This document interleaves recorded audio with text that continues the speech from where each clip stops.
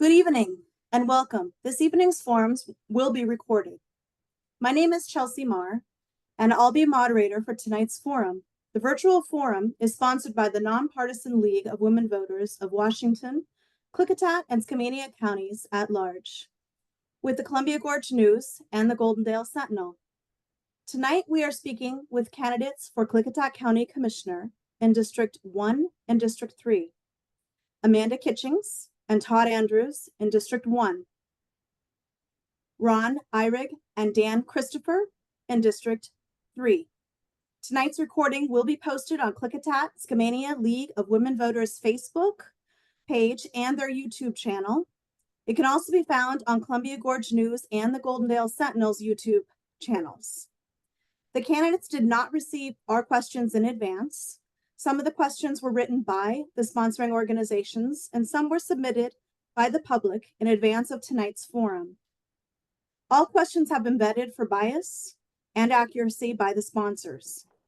Candidates have agreed to stay on topic and will have 2 minutes to respond to each question. We will alternate which candidate answers first, and the question will be summarized before each candidate's response.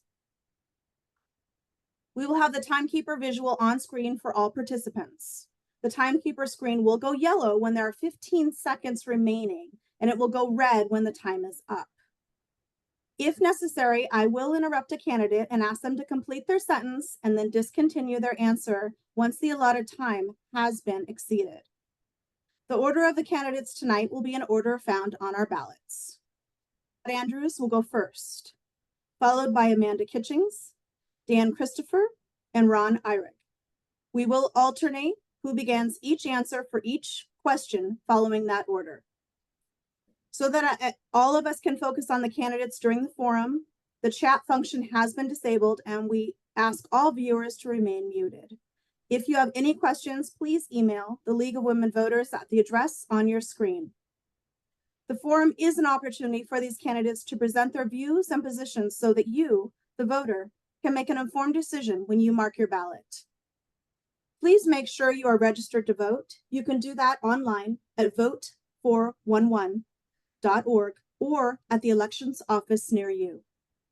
And now let's begin. Again, my name is Chelsea Marr, and I will be tonight's moderator. Welcome to our Klickitat County candidates this evening. The candidates received the ground rules for tonight's forum in advance and have agreed to abide by them. Now we will hear from the candidates for a 3-minute introduction. Mr. Andrews, please tell us a little about yourself and why you're running for office and what assets you bring to the role of County Commissioner. Yes, thank you so much, Chelsea. I was probably one of the last people to put my name on the ballot.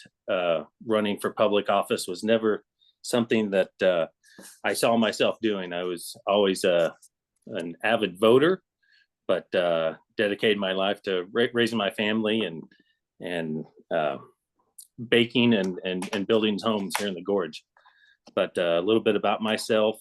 Lived here in the Gorge 30 years, from married into a 3rd-generation family. And basically, my background is broken into kind of 3 different decades as far as my vocation. The first 10 years, how most people know me, is I had Loafer's Old World Bakery there in Bingen, Washington. And we had a place in Stevenson as well. And then we had the creamery in White Salmon. So that's, unless I built a home or remodeled your home, that's how most people remember me. But basically, my years living here, as we're getting in, my kids are growing up now, moved out of the house. All 3 of my kids went to White Salmon schools. All my money and all my businesses are from this area. And spending the last 3 decades here, I decided to run because I became a little fearful of what it might look like for my kids or grandkids to be able to grow up here with the expenses and some of the decisions and taxes that I saw coming from our local and state governments. So decided to run and do something about that.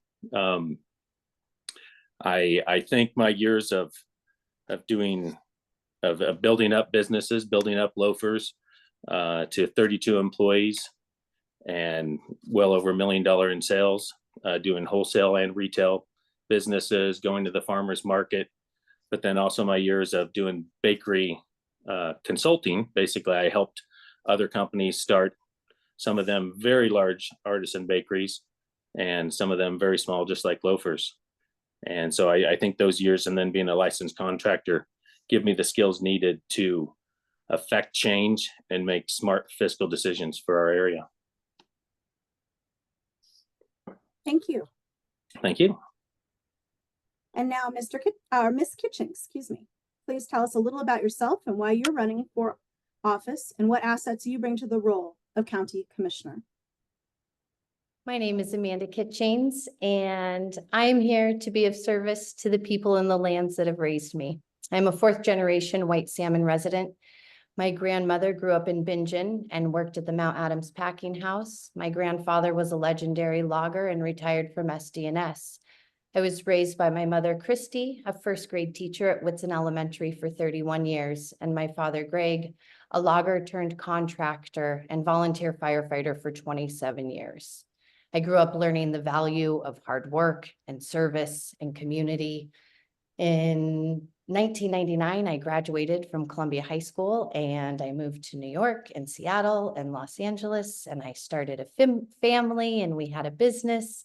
Luckily, 10 years ago, I was able to return and I immediately got involved. I became a board member at the Mountain View Grange. I volunteered in the schools and sports teams and local nonprofits.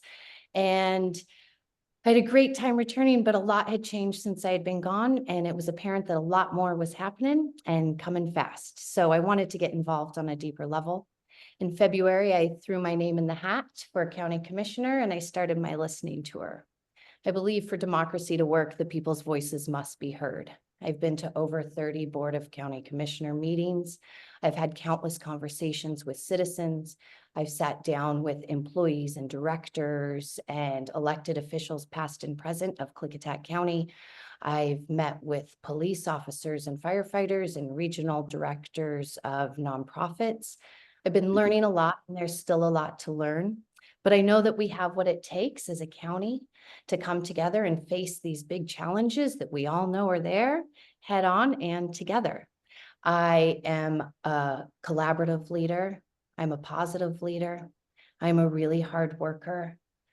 And I have proven myself to be a bridge builder. When I become county commissioner, one of the first things I want to start jumping into is the helping support the update of our comprehensive plan that has not been fully updated since the 1970s. And this will allow us to come together and think about what we want our county to look and feel like in the next 50 to 100 years. We can cover land use and zoning, agricultural, energy overlay zones. We could even do housing and childcare. And I'm also really excited about helping our county develop a grant writing department so we can see some extra revenue coming in. I'm excited to help bring everybody together in a positive work environment and a collaborative work environment so we can get the good work done. Thank you. Thank you. Now, Mr. Christopher, please tell us a little about yourself and why you're running for office and what assets you bring to the role of County Commissioner. Thank you. So my name is Dan Christopher. I have been married to my wife for about 30 years. We have 2 adult sons and 1 grandson. Unlike the other candidates, I was not born here. I'm not 3rd generation, 5th generation. We actually moved here in 96, so 8 years ago. But I have been a business owner for the last 25 years that has to manage his fiscal budget to make sure he doesn't declare bankruptcy. So in my business ownership, I had a lot of free time in the winter. So I started attending the Board of County Commissioner meetings just because I've always been interested in government and wanting to make sure our elected officials are actually working for us. What I found was that I didn't believe that they were working for us. There's a lot of, let's call it cronyism in this county. and a lot of rewards for special people, and the rest of us aren't special people. And those come in the form of solar projects under canvas, a lot of things that the people are absolutely against, but the board shoves through. We currently have one going on taxation, which I hope you get to that question later. So I decided to run to actually benefit and work for the people. The minute I threw my name in the ring 4 years ago, I immediately got lambasted by the establishment that likes it done their way and frankly doesn't care what the people have to say about it. Why am I running again? Boy, that is a really good question. Many times I've thought about quitting.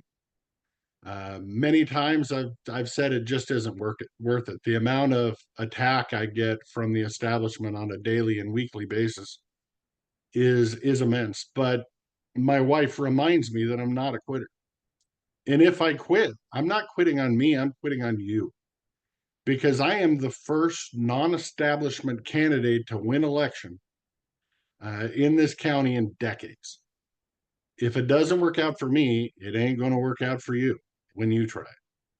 So I'm going to go down fighting, I'm going to go down swinging, and I'm going to go down educating the public on what's actually going on in the boardroom and what's going on behind closed doors. People can call that contentious all they want, but the way I look at it is you need to know what's going on in your government. And my job is to create transparency, to give you Zoom, to give you recordings, to make sure all the meetings are recorded and there's no workshops that aren't recorded, to make sure everything is in the open public air so that you can see what's going on. And then it's up to the people to actually pay attention and vote accordingly. And so that I'm going to continue to run and hopefully get all that done. Thank you. And now, Mr. Eyrick, please tell us a little about yourself, why you're running for office, and what assets you bring to the role of County Commissioner. Thank you, Chelsea. My name, like I said, Ron Eyrick, running for District 3 County Commissioner. I've lived in Klickitat County most of my life and worked most of my life. I'm a third-generation resident, and I'm proud to say that. I was raised here. My wife and I were married in 1985. Actually, at the time, we lived in White Salmon at Pucker Huddle. It was called Johnson's Apartments at the time. And then after about 6-8 months, we moved to Goldendale. I was working at the PUD at the time. Probably my past history, I served as a mayor of the city of Goldendale for 3 years. I served as a Klickitat County Commissioner of District 3 for 4 years.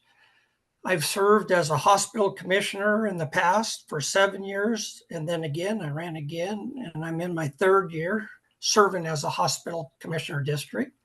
I believe if you're going to be in the community, you need to be involved, give back to the community. Also, I've been serving on the Fair Board, total of 20 years.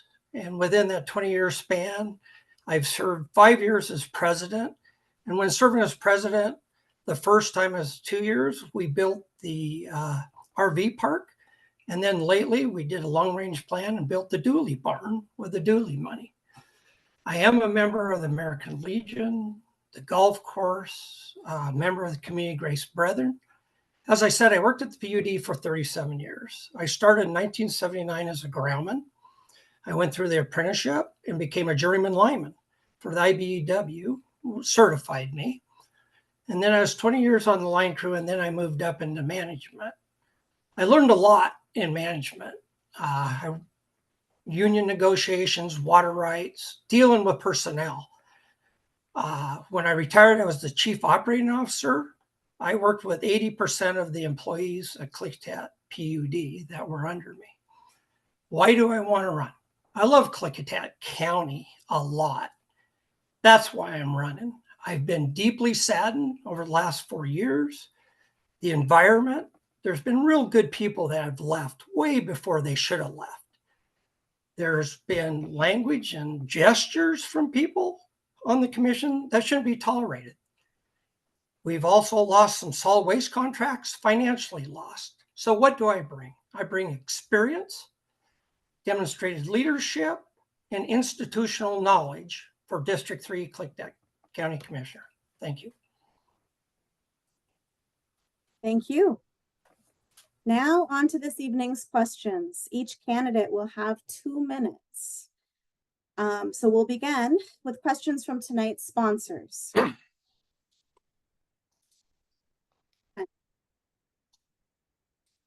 So what budget challenges do you foresee for Klickitat County, and what solutions do you propose to help solve those challenges? And we'll start with Ms. Kitchings. So again, it's budget challenges and solutions.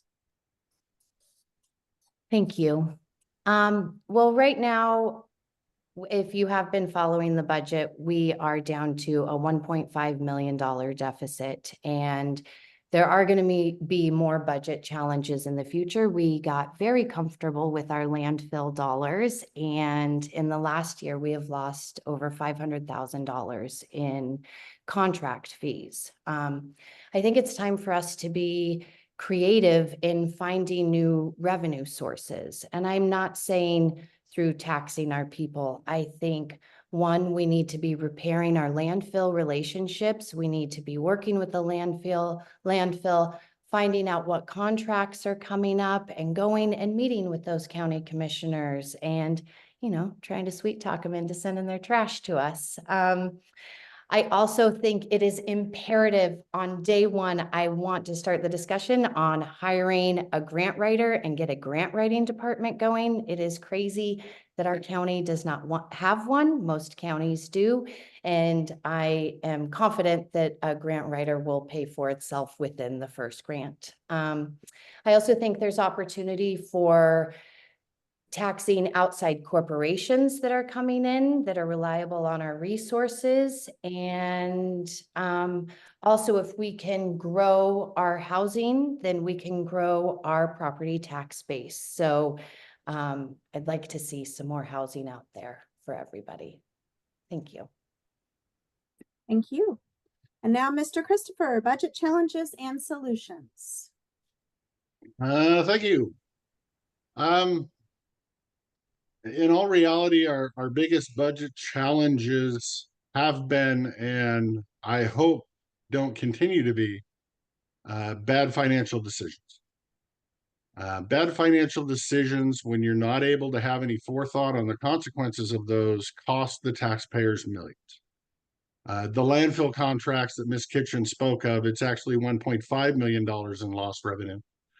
I was actually working with Republic to try to renegotiate their contract for them, to give them a lower tipping fee, to make them more competitive in the market so that they can win more bids. We knew in advance we were going to lose these 3 counties, and we knew it 2 years in advance. Part of that negotiation was to get them to sign a minimum. So we normally got about $9.2 million from the landfill, and I was getting them to sign a guarantee of either 9.1 or $9.2 million, meaning if we lost those contracts, we wouldn't lose $1.5 million. We'd have that guarantee. The problem is the board chose a $9.5 million guarantee, and a number that Republic has never paid, which made it way too high. And they said that they would just take their chances. Well, the chance blew up, and it cost the taxpayers $1.5 million. We're now going to be paying anywhere from $500,000 to $1 million more in the jail. We're starting a coroner. How do we fix this? We thin our budget and we control our spending. That is the number one thing we do. And we were supposed to start that at the end of last year, and we have not done it. How the establishment wants to fix the problem is through taxation. More new taxes in every way known to the sun, and they're lobbying for a legislative change to raise your property taxes from 1% to 3%. I disagree. I think we need to balance our budget correctly. Thank you. And now, Mr. Myrick, budget challenges and solutions, please. Thank you. Yes, it's quite a budget challenge. Like you said, the expenses came out at $67 million. They did look at the revenue, up some of the revenue. We're still out about $1.5 million. I was asked this question somewhat the other night. I think what's really important is one, build the relationships with Republic. I was going to say Rabanco because that's who I worked with when I was a commissioner before, but it's Republic, and work on new contracts. I think it's very important for the commissioner to work with other counties. I did that when I was a commissioner before, like when other counties were looking at the landfill, we went to those counties and worked with them. Like Snohomish County was an example, to come to Klickitat County and bring their solid waste. So we get collections from the waste. On the budget challenges, I believe this is going to be a 12-month process. I don't think a 3-month process works all the time. You need to start early in the year. You need to be talking to department heads, elected officials, and you need to hold the line. I had said that the other day to Commissioner Christopher. I appreciated when they were having a discussion about about an employee who had left. Can you combine the positions? And I appreciate Dan asking that question because I'm there also. If people want new positions in the county to start with, show me how we're going to fund those positions. We need to see the funding, but it's going to be a long-term process. I have to give it to the commissioners to work on this year because I don't know where they're going to come up with $1.5 million or how they're going to whittle that down. But I will move forward. Thank you. Thank you. Mr. Andrews, budget challenges and solutions. Yeah, I think wow, going last is hard because they all touched on a number of good ideas. Some of it comes down to just a little bit of good old fashioned tightening the belt. Definitely the county, not unlike all government, does not operate like a business. So when you look at certain things, there's just numerous things that I've been listening to as I've been going to the board meetings and attending on Zoom, that I'm shocked. Like they don't set aside a certain percentage every year, every month for retirement. So with the sheriff's department there were a number of people that retired this year, and they just come out of that money. Other counties set those things aside, so it's not a surprise, and they're in a fund.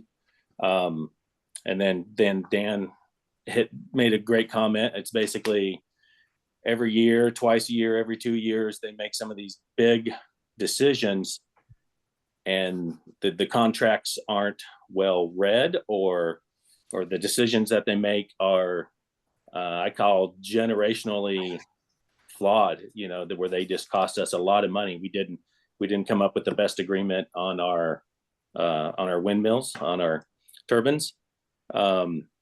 There's a lot of things where outside corporations kind of steamroll over us, and we don't get the best contracts from them. They're doing that on solar right now. Partnering with other counties, that's where I found some of the best decisions, is in other counties where I've gone to the board and certain people here, and they're like, oh, that's not how we do it. And then you talk to other counties, and there's 500,000, $750,000. There's a lot of money left on the table in partnering with other counties. One of the ways is through our 911 call center. And then just planning and looking far ahead. All right. Thank you. Thank you. Question number 2. Rural emergency response systems are often underfunded and face unique challenges. What specific measures do you propose to improve funding resources and efficiency for emergency response? We'll start with Mr. Christopher. Steps you'd like to take to support emergency response systems. Boy, I'm sure the other 3 of them are loving the fact that I got this question first. First off, let's stick to the wheelhouse of county commissioners, which is policy, county operations, and county budget. I don't have any control over fire departments or EMS districts, so that's a question for those commissioners. I will continue to support our emergency management department. I will continue to try to set aside the money that's going to be needed to replace our aging radio towers, so it's not the next surprise coming up. As you know, we just managed to get the last radio tower online, and that one cost us $1.6 million to bring online. We have struggling generators where past boards had some lack of forethought, and they put home generators in at the emergency communication towers instead of industrial generators. So we have a problem with generators failing, like during the last fire. This is the forethought that I'm talking about. Sometimes you need to make a good decision that will save lives. And that decision might actually cost a little more when it's originally made, like a decent generator. But again, to narrow it down, I will continue to support 911. I have been nothing but supportive of emergency management. They had understaffing and burnout, and we approved 3 casual employees for them. So they always have somebody in training so that when there is an opening, somebody can pop from training straight in there to try to maintain less burnout, less overtime, which of course is a budget hit when you rack up all that overtime. So yeah, anybody that doesn't think I support emergency management should probably call emergency management, because everybody there would tell you that I'm a number one. So that's all I can tell you about that. Thank you. Right. Thank you. And now, Mr. Eyrig, steps you take to support emergency response systems. Thank you. Yeah, under emergency management, I think is our best way to help emergency response. It's the radio system. I think Dan touched base on that also. It's the generators for the radio system. And it's for our emergency management to be there during the fires and helping on what resources that we need to have is the best. I know financially, we've put about the county's put $1.2 million in emergency management to help with the radio systems. That's the best response I could give to help. Thank you. Thank you. And now, Mr. Andrews, steps you'd take to support emergency response systems. Yeah, I've had a lot of very long, great conversations with Jeff King. He's done a phenomenal job updating, and when I had no idea the levels and the steps that he brought to updating all of our systems, our radio towers, and bringing us into the future. He's done a really great job. It has not been cheap. So one of the best, I know right now and I don't know if it's been alleviated in the last month, but they've had a real problem with rotation, basically burnout, and not being fully staffed in their center. Basically, I looked at some proposals where they could have brought in more people, had people working less overtime, where we would have been better staffed and not spent so much money on training, and it would have actually saved the count, barely cost just a little bit more. But when you looked at it over a 5-year term, it would have saved, probably $50,000 a year. And then we wouldn't have had to been training people and had burnout and not had understaffed 911 call center. So it's looking at things from a business perspective and where you want to be in 5 years and how much you're spending over the next 5 years, not how much you're spending just this year, just the next year, how you treat your employees and what that does to safeties, how many patrolmen you have. I know that's not directly emergency response, but they've kind of put us in a pickle with the number of officers that we have out there in some of their decisions with the jail. So it's long-term planning and working with each department person and really drilling down into the budget and coming up with that best decision. So. Thank you. And now, Ms. Kitchings. Steps you'd take to support emergency response systems. Well, our emergency response systems are very important, especially since we are in this very rural area. And I too have met with Jeff, and understanding the vastness of the communication that has to happen in our giant county is sort of mind-blowing. And he keeps the radio towers going, but we also have these pockets where there's no cell service and these satellite blips. And so it is important that we keep our communication infrastructure up and running as a whole. I know that he tries to piece it together with the budget and by walkie-talkies or radios from counties that are getting new equipment in, and I applaud him for being resourceful.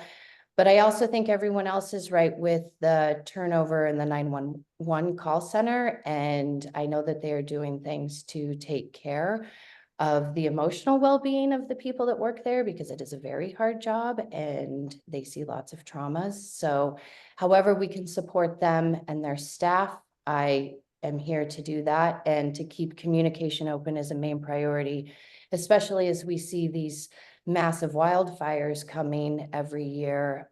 We need to be having clear and immediate communication more than ever. So I support the communication. Thank you. Question number 3.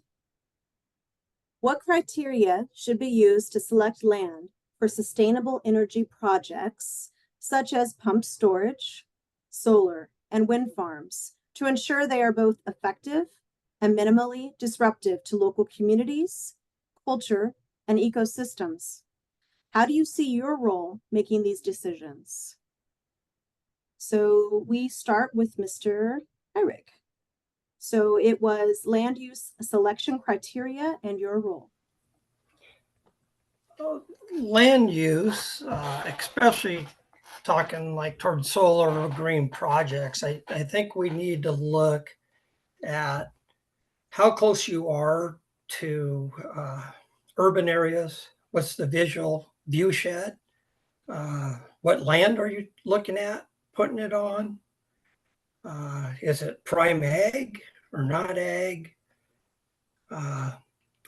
That's why I think moving forward, we need to update our comp plan. And the comp plan would be that driving force of the checklist. That's all I have. Thank you. Thank you. And now, Mr. Andrews, land use selection criteria and your role. Yeah, so that's a great question, and I'm told the way we've done those decisions is they didn't really have a lot of choice. And I've seen these outside corporations in the state of Washington come in against the citizens of Klickitat, and our citizens weren't protected for what they wanted to see happen in the area. And that's going to happen. You're not going to win every battle, especially when you have huge corporations in the state of Washington and federal, when some of their corporate lawyers come in. But when your county overwhelmingly agrees on certain areas, I believe that it's our job as county commissioner to look out for their best interests. So if we decide to have wind farms, then get the best deal for them. And a lot of surrounding counties did a much better job providing for their citizens. So that's wind. On the solar farms, my personal opinion is solar belongs on structures, on roofs. And then outside of that, where I definitely think it does not belong is where our food grows, not on our farm or ranch land. So there's a lot of desolate areas outside of urban areas where it should go. And so we have zoning for that reason. And so we're able to do a lot because of that zoning. We can push it out. And I know they don't want to do it there because further away, because it's not close to the power lines. But for our citizens, and for us to not have a disaster in 20 years when they pull out and leave us with this massive cleanup, that'll be an environmental nightmare. I think we have to stick up for the citizens because they've overwhelmingly wanted that. And the county commissioners have let these projects go on time and time again. So I'm there to assist. Thank you. And now, Ms. Kitchings, land use selection criteria and your role. Yes, you know, I think that we haven't done the best job with our zoning and being very strict on our energy overlay zone. And Ron's right, our comprehensive plan is going to give our community the chance to come together and protect our agricultural areas and our natural resources. You know, the conversations that are happening at the state and federal level, I want us to get in there before they come here. So if we don't have a choice and Washington decides that the solar projects or wind projects are coming, we need to be putting them in areas that suit everybody in the county. And these conversations need to be had earlier. I'm not against renewable energy, but I don't think putting them in our backyard and over agricultural lands is the best fit. And Todd's right. They want to be next to the cities because it's close to the substation. Well, I'm sorry, you're going to have to move your substation somewhere else if you're going to want to be doing these things. And I think that through zoning and our rules, we can protect our agricultural lands and communities. Thank you. And now, Mr. Christopher, land use selection criteria and your role. This is where I wish I had an extra minute. First off, citizen involvement in the process. There's the most important one right there. We've had enough of establishment elected officials thinking they know what's best for us and not listening to us. I try to have community surveys on things like this and get told, no, if the people want to talk to us, they can talk to us at 1 o'clock for citizen comment. That is the wrong approach. Elected officials don't know best. Elected officials are supposed to work for the people. It took me 3 years to get a solar moratorium put in place, to have, Todd, you need to mute. You're stuck on the screen. To put a solar moratorium in place and get that over to the planning commission that proposed a prohibition unanimously. It isn't just me thinking it's a bad idea putting this stuff super close to town. It can be put in the tumbleweeds where nobody's at. You need to have population density criteria. The planning commission needs to come up with rules and regulations, including population density criteria on how far away they are from properties. The problem is I've been pushing that for 3 years and I can't get it through either because the establishment doesn't want it. And I've been pushing the comp plan for 3 years and I can't get it started. But this is because the main opposition is Mr. Eyrig's development business partner, calling and complaining about the squirrel uplisting or the critical areas, or they've been stopping it for decades. So when we do the comp plan, folks, whether I'm in office or not, make sure you're involved because they don't want you involved. The current plan by the Board of Commissioners is to have no sub-area plans. I'm sure that will come to a surprise to all of you with sub-area plans, but they plan to do the county plan first and promise you sub-areas and then never give it. I'm opposed. Thank you. Question number 4. What specific measures would you propose to address the housing crisis in the county, ensuring the housing is available for all residents, specifically those in a limited and or fixed income?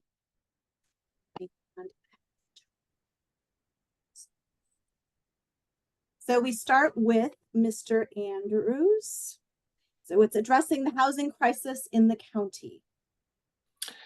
Yeah, so I moved here 30 years ago, and I currently, my property taxes are higher than what they were on my first 2 houses that I bought here combined. What my mortgages were. My taxes are more than the mortgages of both of those houses, the house that I bought and the house I bought for my mom. So it's a little insane. And then we've appreciated so much the value of the homes here. They were quite affordable 30 years ago. Government does a really bad job trying to solve homelessness, trying to solve affordable housing. I think usually they cause the problems by what they institute. So I believe going back to the way we used to do things, and that's volunteering. The main problem is you need land. There are people out there willing that have money and that have land that would love to donate it if it's for the right cause, not necessarily to a government or some government program. But we've seen that time and time again. Here in White Salmon, our baseball fields, those were donated. Beth El Shalom, that's an elderly kind of unit. Much of that was donated. A lot of the contractors came in and assisted for free in building that. Some of the materials were donated, and they built this wonderful facility. My mom spent 5 years in that facility, and the rates were, a third of what rent was other places. So there's a number of good ideas between government and private citizen partnership, but there's a number of lands. I think Klickitat County, I believe it's somewhere between 40 to 60% is private land. All the rest is state, county, and federal lands. And so if we're able to do something with some of those lands or some donated, there's a lot of contractors willing to get out there and help with that. But if I could say one more thing, Dallasport should have been going for the last 10 years. Thank you. Thank you. Ms. Kitchings, addressing the housing crisis in the county. Yes, please let's address the housing crisis. As we all know, this is not unique just to our county. This is happening all over the country. But I think that we are in a unique position as Klickitat County, being of builders and lots of resources and land, that we can come up with some good solutions.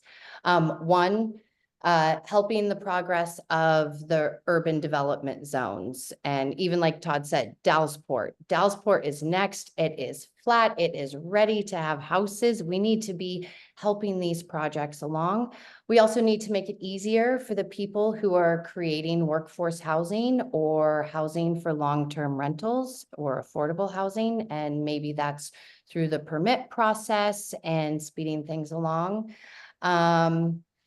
And I also think we need to get creative about finding new sources of revenue for the housing crisis. I know right now our Airbnbs or the short-term rentals are not registered with the county, which in turn, we can't be charging a tax to the tourists, and we could be placing a tourism tax on these Airbnbs, and that money is paid for by the tourists, not the citizens, and could be going into a housing budget. And I also think, again, it's about communication and bridge building. We have local organizations here. We have the Mid-Columbia Housing Authority that helps with rent assistance and first-time home buyers, and the Columbia Cascade Housing Corporation that helps link these counties and rural areas with land developers and housing developers. So I'm really excited to get in there and start having these conversations and meeting the right people. Thank you. And Mr. Christopher. Yeah, thank you.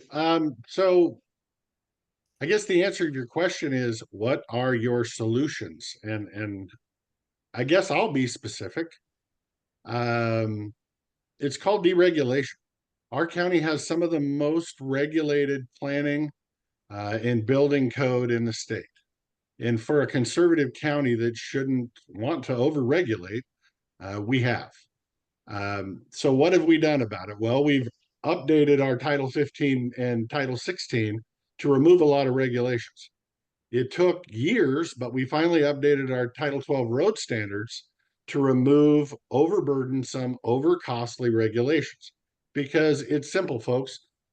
Whatever it takes the home builder to build the house, he's going to put a margin on top of it and sell it for that price. So if you cost it more money to build the house, the margin's still going to be the same and it's going to go up. You have to make it cheaper for him to build a house. You have to make it available for everybody to kill two birds with one stone. And here's another one of my ideas that I haven't been able to get the establishment to get traction on, is accessory dwelling units. We do allow accessory dwelling units in the county, but we only allow one per parcel. They have to be 100 feet away from the main parcel. They're a mother-in-law suite, can't be over 900 square feet, or at least these were the rules 4 years ago when I put mine in. My in-laws have now moved to Arizona and I have a long-term rental across the driveway making me income every month. That's how we fix this. We make income cheap for the person living in it, but you're giving the people that have high house payments an ability to have a second income to maintain their house permits. We need to look at that ADU policy, expand that ADU policy, and not make it so restrictive, but that needs to be done in the comp plan with the people's vote behind it. I agree, short-term rentals need to be looked at. They are currently being taxed. The state collects that tax immediately and disperses it to the counties. And we use that money in tourism, which is how it's supposed to be used. Affordable housing comes elsewhere. We get the money elsewhere. Thank you. And now, Mr. Eyrig, addressing the housing crisis in the county. Thank you. Yes, first, I think zoning is important to make sure we designate the proper zoning where housing should go. The regulations, I definitely agree. We need to try to streamline the regulations. Also, when I served as commissioner and mayor, we worked through MCED, Mid-Climate Economic Development, and went after grants, especially for low income and migrant workers. That's where we got the migrant workers down in Roosevelt, housing. I think we need to keep moving forward and working to make things affordable for low income to start with, for migrant workers, and then for housing in general. Make sure the zoning's proper and the regulations are right. Thank you. Thank you. All right. So question number 5. The issue of civility between county commissioners in county commission meetings has been an ongoing point of controversy in recent years, to the point where outbreaks of sharp contention have appeared to affect due process of government. Do you view this as a concern? And if so, how do you want county meetings to be conducted? We'll start with Ms. Kitchings. How do you want county meetings to be conducted? I do view the lack of civility right now as a concern. I think that the role of county commissioner is one of leadership, and that energy trickles through all of the departments and the citizens that they serve. What was the question again? How do you want county meetings to be conducted? Oh, how do I want? Yeah. I want county meetings to be conducted in, I know people love the Robert's Rules of Order, but I want us to be working together in more of a collaborative environment. I like the recorded meetings. I think it's important that our citizens know what's going on.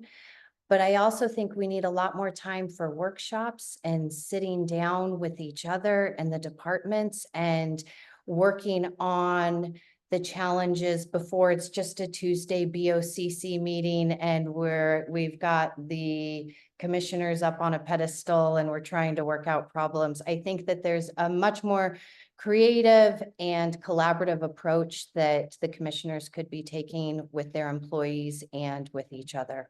I also think that having more time for citizens to speak their mind, be it at town halls or focus groups that happen throughout the county, will stop some of that contention of the citizens not being heard, because as long as we can keep these avenues open and they can hear their voices being heard, then I think the contention will also settle down too. Thank you. Okay, and now Mr. Christopher, how do you want county meetings to be conducted? Well, every other county in the state runs off Robert's Rules of Order. Every board meeting, every tractor club, every Democrat Party meeting, Republican Party meeting, Robert's Rules of Order are founded to give everybody an equal voice and keep contention out of them. We have always, up until this year, we have always ran on Robert's Rules of Order. This year, we don't for some reason. I tried to institute board rules, and I still have a copy for anybody that wants to see that, that would hold commissioners accountable to following Robert's Rules of Order not calling names, not making snide innuendos. And I believe that would fix it. But those board rules were voted down, it was stopped. And so occasionally I do have some contentiousness when I get a snide comment my way from a commissioner. I call a point of order under Robert's Rule of Order and address the chair on what the problem is. And the chair rules with the person making the snide comment.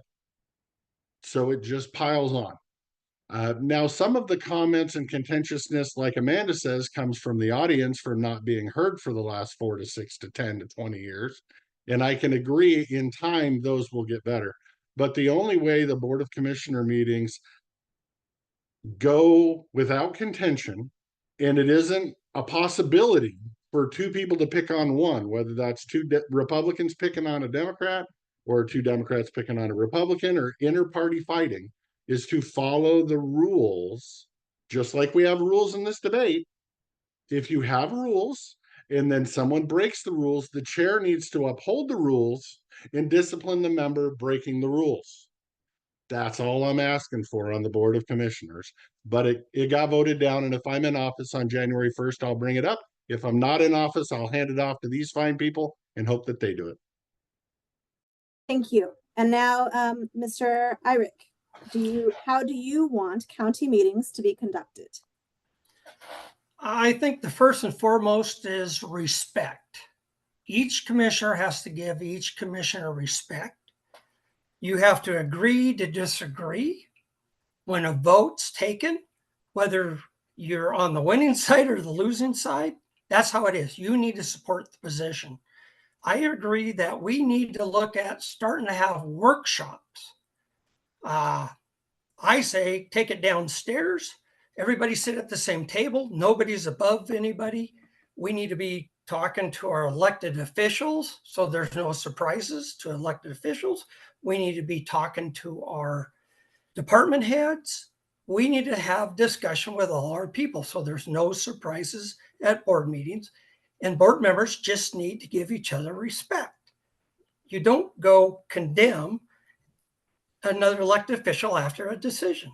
Also, I agree we need to be having more town hall meetings, visiting with the public, getting one-on-one conversation with the public.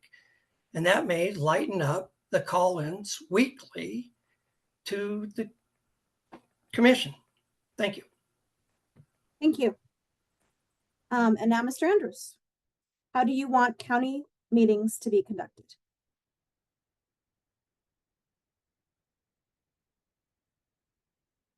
Oops, you're on mute. There we go. Am I on? Yep. Okay. I believe there's been a lot of focus on keeping the citizens civil. Like I know when it was brought up, we were promised to start having town hall meetings and having town hall meetings brought to the west end of the county, and even commissioners meetings to the west end 2 years ago. And they've, and I want to lump them all in together, but overwhelmingly, a lot of the board's been afraid, because they're like, oh, they get angry and when you're in a government position and you're taxing people and you're changing their lives and you have this, part of it is there's this power and there's people struggling just to make a living, just to get by. And they don't want to have a town hall meeting because the things they've been doing have been upsetting them. And they've been making decisions that are not fiscally responsible. And they've been making decisions that are against the zoning, and they're going out, so that they're breaking a lot of rules, and they want to keep the citizens, like they don't want them to be upset or to get yelled at. And so I will be as civil, and there's a politeness and a responsibility to do that. But I'm okay with a little bit of messiness, and can let people, if you're doing something that's changing the lives of and their family, they might get a little passionate, they might get a little heated, and I'm okay to let them vent and to do some of that, and to come up as citizens of Klickitat and make those decisions, bring those things out into the light, to where you're not doing any vote unless the citizens know 30 days ahead of time what you're going to do, and no surprises. There's a lot of citizens that are surprised at the zoning changes and things. So Thank you. We're on question number 6. Do you see a need for ongoing economic development in the county? And if so, what does that look like to you? How will you ensure such development occurs in an equitable manner across all county regions? Mr. Christopher, we'll start with you. Lovely. So I'll piggyback on the green energy discussion earlier. Currently, our economic development plan, which we do have one, it was done in 2000, I think 16 or 17, by the establishment that came before me, says the central region, my region, Goldendale and Centerville, our economic development plan is solar panels and grapes. Congratulations. I don't know that the people had a say so in that, and I still can't get that update. So all the economic development in the central region, solar panels and grapes. Now we do get $0.09 or 0.09% of sales tax back from the state because we're an important impoverished community. We set up Klickitat, or Klickitat County Public Economic Development Authority Board, which distributes those economic development dollars. We've had those monies for 20 plus years. We're talking multiple millions of dollars. And until I took office in 20 years, not $1 had ever been given to the community of Goldendale, one of the 3 cities in the county. Not $1 has ever went there. I did get $250,000 to help them with their wastewater treatment plant, but I've been able to get no more. All that money gets focused on the airport, the port district, building multiple hangars, and then down at Bingen and White Salmon. My argument is, if you read the letter of that development board and you read their goals and mission agenda, these are for poor and economically impoverished areas, areas of blight. Blight to me, Goldendale, Wishrum, Klickitat, Roosevelt, those are areas of blight. Why are we not focusing on them? Good question. I've tried, but yet I can't get an appointment to the Klickitat County Public Economic Development Authority Board, or darn near any other board for that matter, because I want to change the status quo, which would stop us giving the money to Commissioner Sauter's Port District. That's the establishment, and it will continue to be the establishment unless you stop it. Thank you. And now, Mr. Eyrig, your vision for equitable economic development. Yeah, thank you. Whether we agree or not, a lot of the green projects are part of economic development, like the pump storage. We're also talking about a data center coming in at the old aluminum plant. We're talking a lot of different projects going on, like in Dallasport.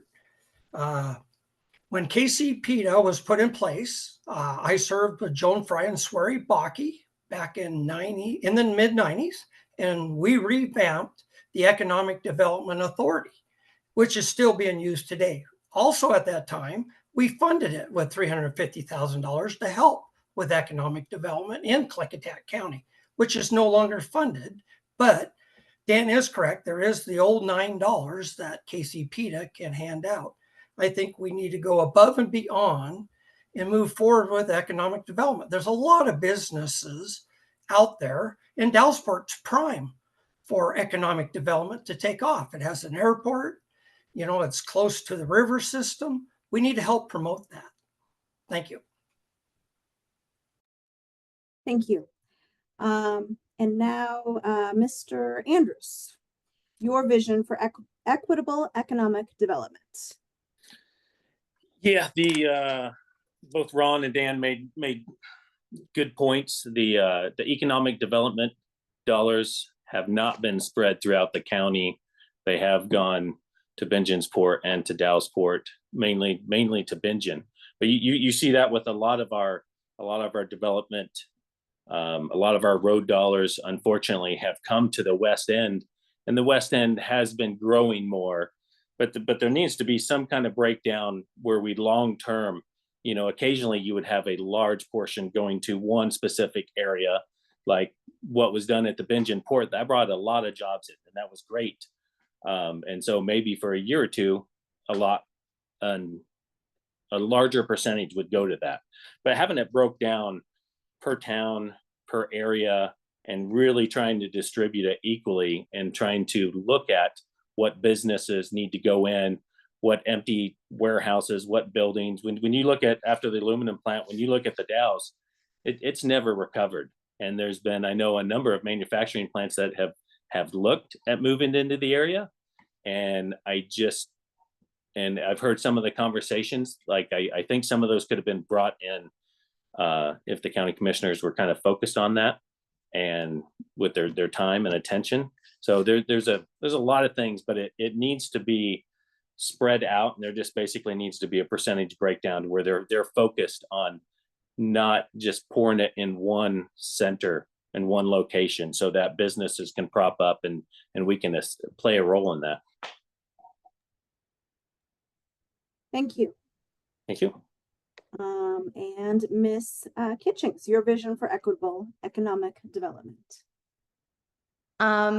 Yes, I agree with the other gentleman here that we could be distributing those $0.09 across the county. But I also want to look outside of these $0.09. And when I think about economic development, I really think we should start by leveraging the resources and skills that we already possess as a county. Our county has grown tremendously thanks to tourism, but if we want a sustainable and livable county, we need to not just be relying on tourism alone. I will work to bring manufacturing and skilled trades back to Klickitat County. I've been in conversations with the unions. I know there are apprenticeship opportunities so that the next generation can have access to our local and high-paying jobs. I also know that there's great work being done in sustainable forestry and fire mitigation, and this also has the potential to grow in scope, but it brings us back to the housing crisis. And it's hard for our small business owners and local companies to hire employees when they don't have a place to live. So I think there's a lot we can do around economic development, but I think it's this, it's something that we have to approach from multiple angles when we're addressing it. And in my dreams at night, I think about starting our own housing manufacturing and having the unions in, helping teach the trades and apprenticeships, and we can be contributing houses to the housing crisis in the region, but we can also be creating jobs and finding solutions that way. So I can't wait to dream big on economic development. Thank you. Thank you. All right. The last three questions are from the general public. So question number 7 is, what will you do to address the lack of behavioral health services, including access to treatment for substance use disorders in our county? And we'll start with Mr. Eyrick. Addressing lack of behavioral health services. Thank you. I believe the county's been moving forward in this direction by when they took it in-house and visiting with Aaron Quinn and a lot of the direction and finances they've moved forward on. It just takes time to rebuild something new. I know years ago when I was serving as county commissioner, we had it internally in-house and turned it back to the state. That seemed to work. Now the county really needed to take over a lot of that. So it's just making sure the funding's there and it's moving in the right direction. All right, thank you. And Mr. Andrews, addressing lack of behavioral health services. Yeah, this one hits near and dear because I was raised by a single mother that had mental health issues and problems with manic depression. And so I just go from that experience where as a young child, you know, you felt more like the adult than the person supposed to be raising you. And so there's a lot of ups and downs through that. And there's not facilities like there used to be. They're extremely expensive. And even when they're well funded, they're not great places necessarily. So the solution is not just to throw, I mean, we've seen that from homelessness to all these crises that we just throw endless money at, and then you look at it and you're like, oh, the problem's actually worse now than it was before. So it takes some caring. I think it's always a combination of getting the citizens involved and private great facilities, churches, whether they be churches or whatever, where you team up and the community makes those decisions, rather than a government that is not connected, and that there's no soul to a government. And so my mom was in some of those facilities for brief periods of time, and they were not great. So I definitely think private citizens and working partnerships help in that. But it's basically getting an advisory board together, getting some grant money, making those decisions, but not just looking that we can tax our citizens and create this monstrous facility that maybe isn't in their best interest. So thank you. Thank you. Ms. Kitchings, addressing lack of behavioral health services. Yes, there has been a real lack in our county for behavioral health services, but like Ron said, Aaron Quinn of the health department aggressively went after some funding and received grant funds to fully support the behavioral health department and addiction resources. It does take a lot to get a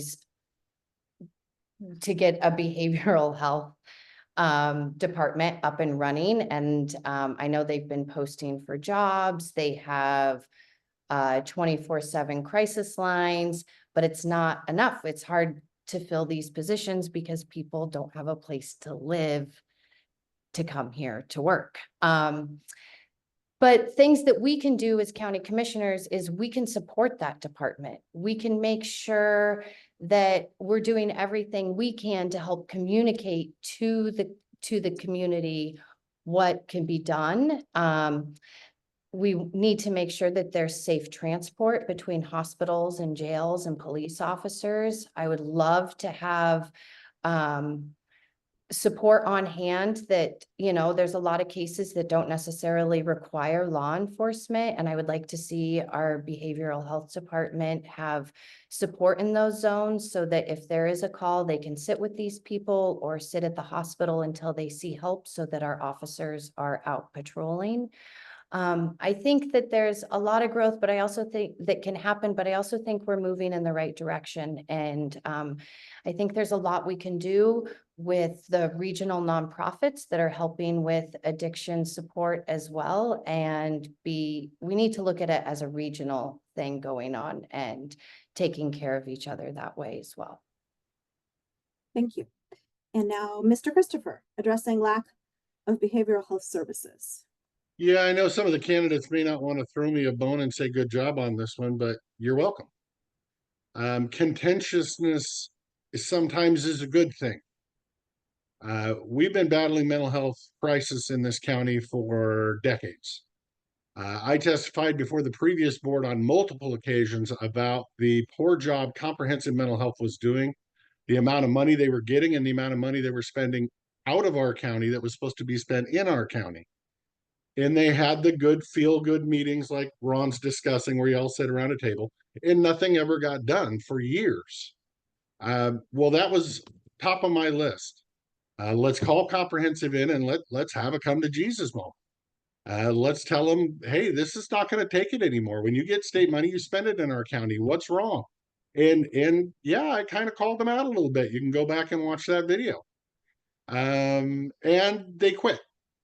Great news for us because now we can do it. So we stepped up our own behavioral health department, went out and got all state money, no local money. We have far more employees. Comprehensive said they couldn't find employees. We're not having a problem finding most of the employees they couldn't find. We're trying to expand that now and do outpatient care. And in that regard, we are having trouble finding dedicated employees and psychiatrists and whatnot because they don't want to move and live in this area. So we are going to have to get ingenuitive to try to figure out how to convince them to move to this area while still using that state money to get them here and not use local tax money. So again, we've come a long way. Aaron and the health department and the behavioral health department have done fabulous things. We have a long way to go, and it's going to take a push, and it's going to take a little bit of contentiousness to get the state to continue funding a project that's something that should be funded by the state and their own institutions themselves, and they're not doing it. I will continue to push for it. Thank you. Thank you. All right, question number 8. How do you plan to ensure accountability and fairness within the newly separated Corrections Department while maintaining a collaborative relationship with the Sheriff's Office?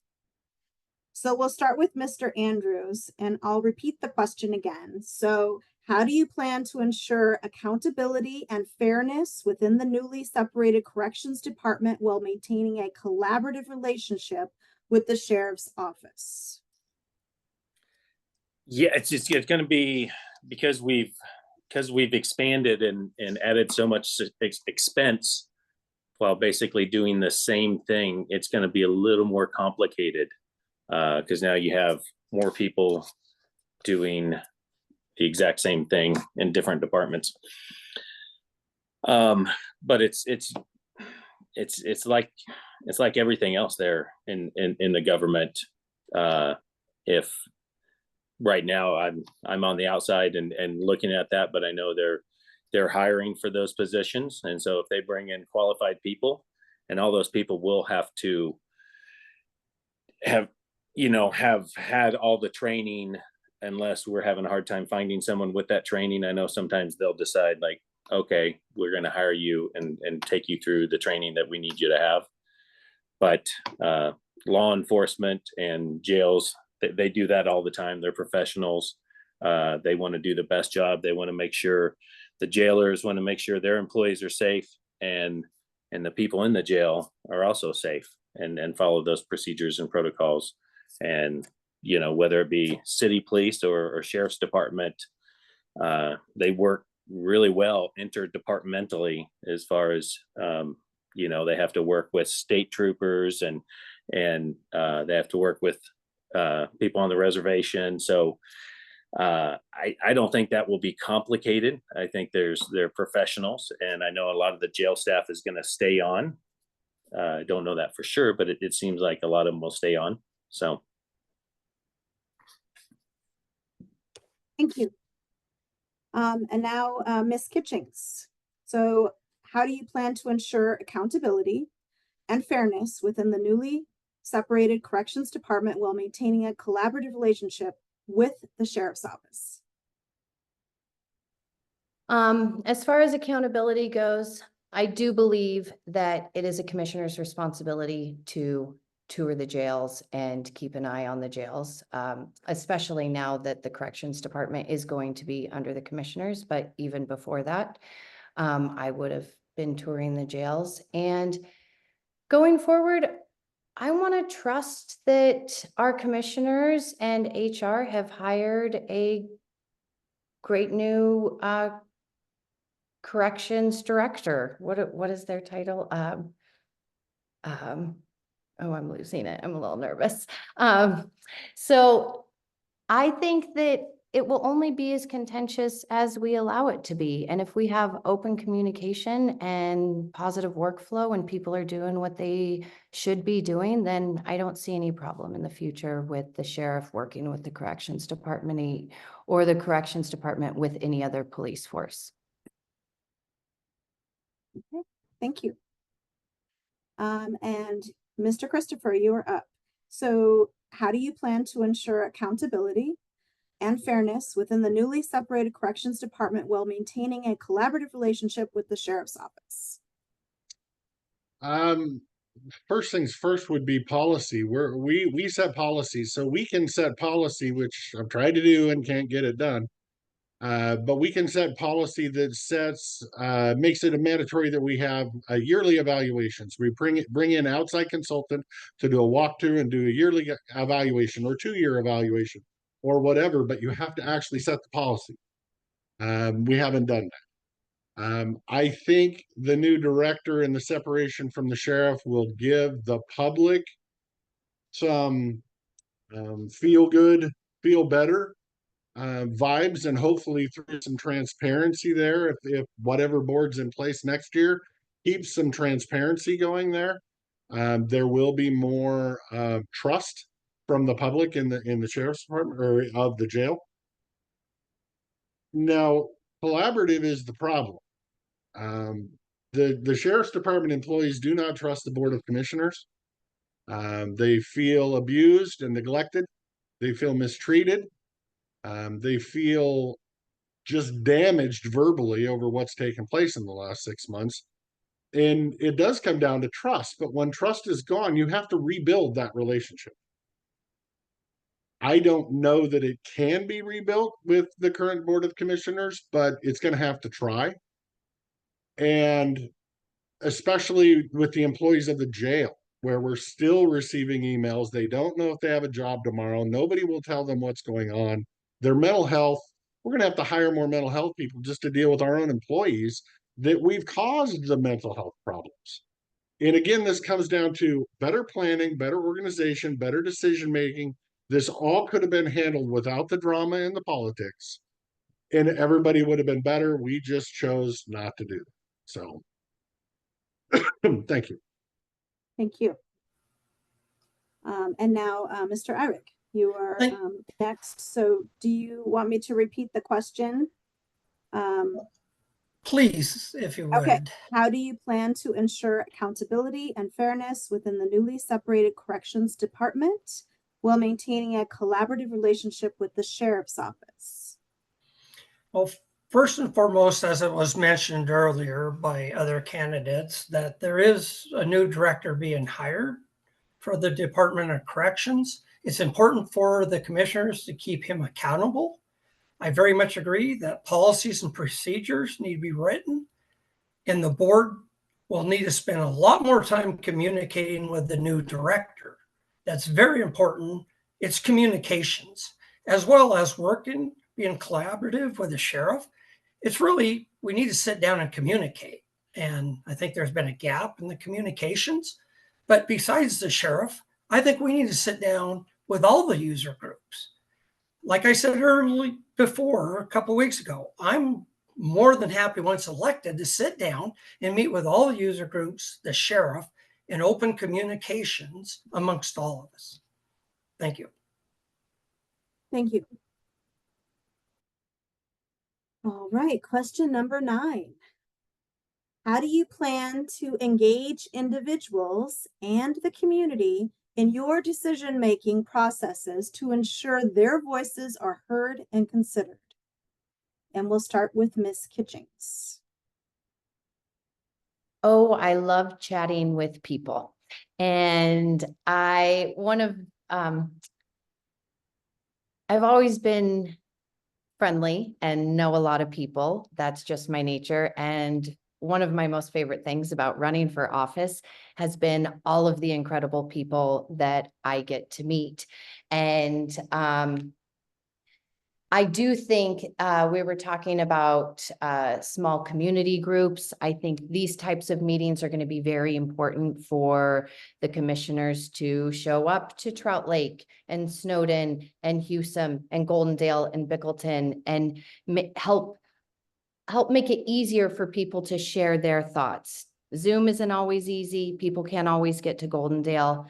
I will be available to listen to the needs of any of the citizens. I also would really like to not just have these town halls as we know them, but workshops where we can come together as a community and share our ideas. I feel like in a lot of my meetings, I leave so inspired, and it's not just somebody that's already working for the county or running an organization.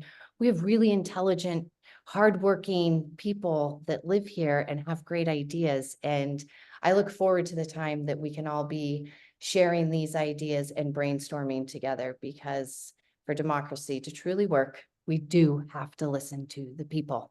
Thank you. Thank you. And now Mr. Christopher.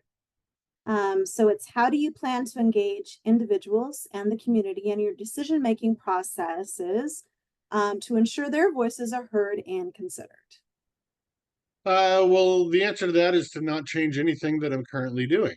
Right now, every vote I make is a vote of the people. It's not a vote of what I want or what my friend wants or what my business partner wants. It's what the people want. How do I get to that analogy? I do weird things. I tell people they can call me and I actually answer them back. I answer every email. I tell people to let me know and I'll drive to your house and have a conversation on your porch. And I've done that. I stand outside grocery stores as an anonymous person that nobody knows who this is. And I ask them questions. They don't even know who I am, but they're answering the questions. And I'm getting a good insight on how they feel on different decisions so that I can take a good random sampling before I make a decision.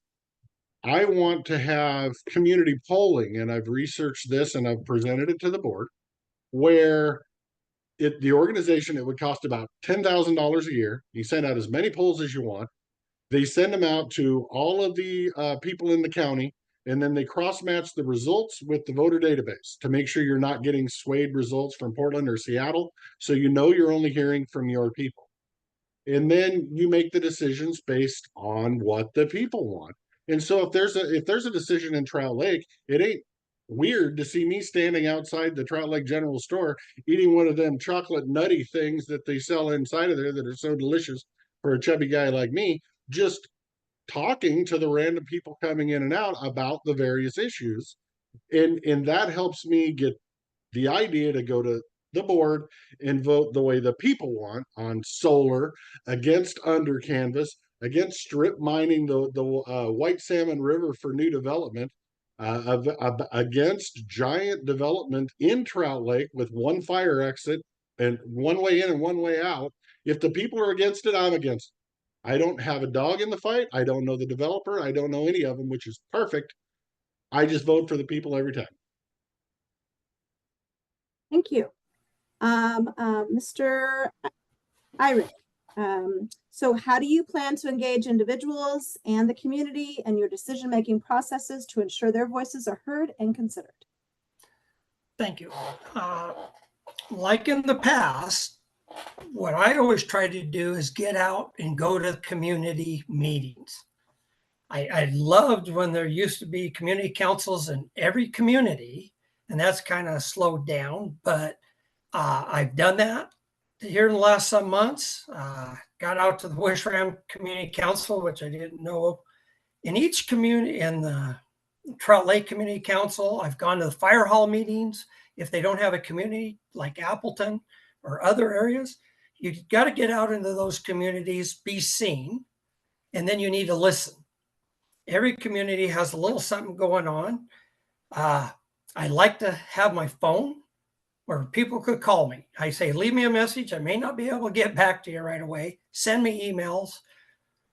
I just like to be out and be seen so people feel one-on-one they could talk to you. So thank you. Thank you. All right. Well, Mr. Andrews. Yes. I'm sorry. You want me to repeat the question? I should. No, this has been good. Okay. All right. This is what I've been doing for 5 years, is because in between 5 and 4 years, we started a group called the Klickitat Liberty Business Alliance. When we started noticing, it was during COVID when we're like, we noticed Walmart was allowed to be open, but small businesses weren't.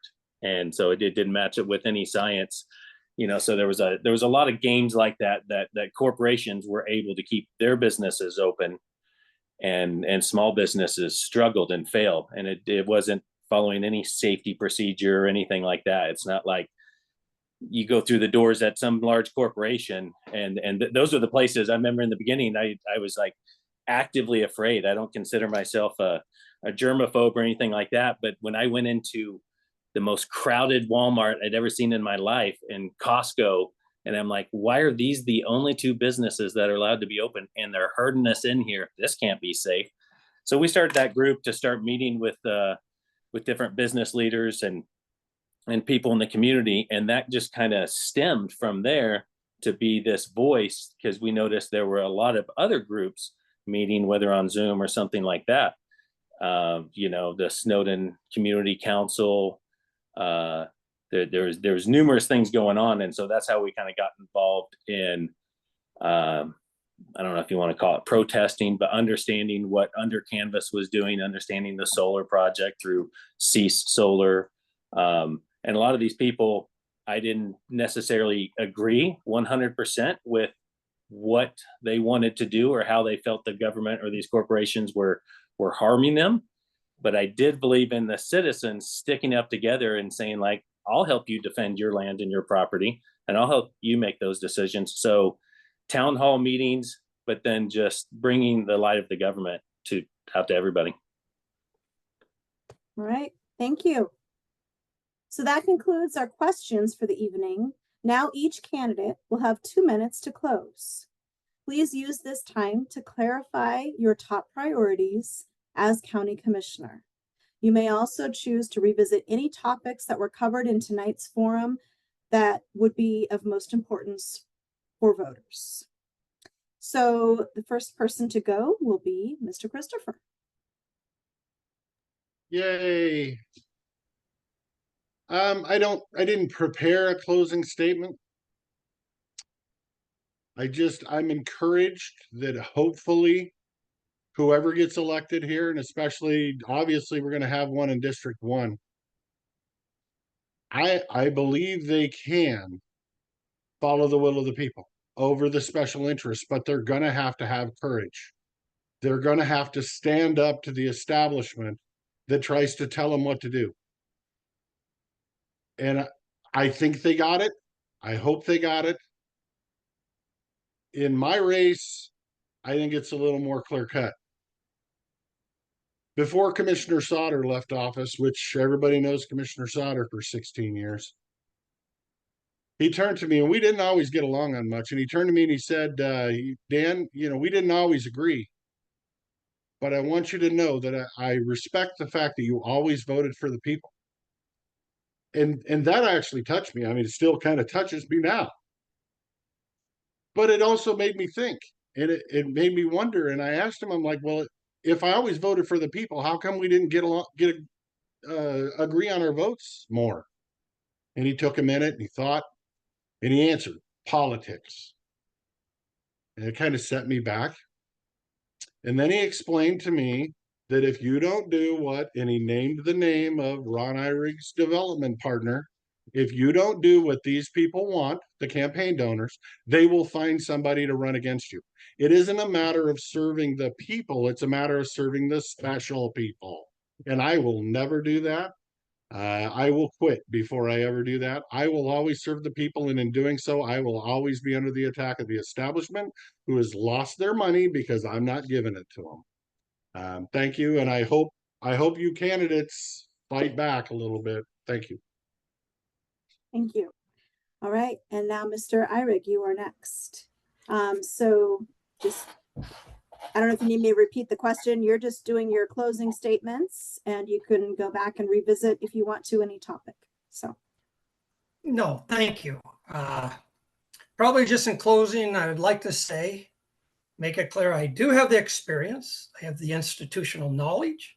I have the demonstrated leadership. I believe I'm the right person to build bridges and mend fences. We need to work with other public entities to move mountains. We can't do that on our own. And we seems like the county's been on their own. I think it's very important that I will not go on conspiracy theory or rumors. I will go on fact. Thank you for your time this evening, and thank you for having me. Thank you. All right. And Mr. Andrews? Yes, thank you, Chelsea. I guess the best way to wrap up is just to state some of the main pledges that I've talked to people. I have my own personal opinions on a lot of issues. When people ask me questions, I'm very direct and passionate about my wanting to protect personal property rights, people's personal rights. And we have rules and laws in place that are supposed to do that. And I've seen some of that breaking down. So the main things that I pledged to address was citizens' interest above corporate demands. I'm one of the only ones running that's not taking any outside PAC money, any outside corporate money. All my money is coming from inside the county, from small local donations. I was approached by a number of PACs and things like that, and they ask you these questions: will you do this? Will you do this? And I'm like, I'm not going to decide what I'm going to do to my citizens, and so I turned down 3 of those. But citizens' interest above corporate demands, creative solutions to fiscal challenges, also balanced property rights. I think that's extremely important. We have to get those back in balance. Support law enforcement and community safety. That includes the mental health. And bringing back citizens advisory boards and town hall meetings, but doing that on steroids, where in this day of connectivity, it's sad that we don't have hundreds of people in the room, in the voice, whether digitally, through Facebook, through texting, through emails, and getting people's voices and even assisting us in making wise decisions. So those are my main things. Thank you. Thank you. And Ms. Kitchings. So I go would ahead. like I would Sorry. like to thank you and the League of Women Voters for putting tonight together. I think it's really great that all the people get to meet the candidates in one spot. You know, I'm excited to bring the people together, genuinely. I am excited to get to work, and I feel like since February, I've just been building this beautiful Rolodex of local organizations and nonprofits and citizens. And I can't wait to get in there and connect these dots and build these bridges so that we can see these projects and ideas move forward and know they are not outside corporate interests. They are all within Klickitat County and the people who work here and live here. I'm really committed to collaborative work environment and a healthy work environment. And I'm just ready to get to work and help us all come together and be heard and find solutions instead of looking over our shoulders in the past and pointing fingers. We need to be moving forward and thinking about what we want our county to look and feel like in the next 50 to 100 years. I can't wait to help dive in and support this comprehensive plan. And I do believe in sub-area plans for the comprehensive plan, 100%. The comprehensive plan is going to be the best it can be if the community actually comes together and is involved in this process. And let's not forget, let's get a grant writer for our county because we need to find some funds.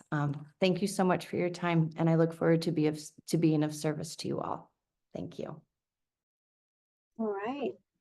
Thank you, everybody. That was great. Everybody stayed really close to their time. I appreciate it. So this concludes our Klickitat County Commissioners Forum. On behalf of the League of Women Voters, the Columbia Gorge News, and the Goldendale Sentinel, we thank all the candidates, all of you, for your participation tonight. Tonight's recorded coverage will be available on the League of Women Voters YouTube channel, as well as the Columbia Gorge News and Goldendale Sentinel's YouTube channels. It can also be found on the League of Women Voters Facebook pages. For more information on the upcoming election or help with voter registration, please vote 411.org. And remember to mark your ballot early and return it on time to be counted on November 5th. Thank you again, everybody. Appreciate it. Thank you so much, Chelsea. Thank you. Have a good night. Night.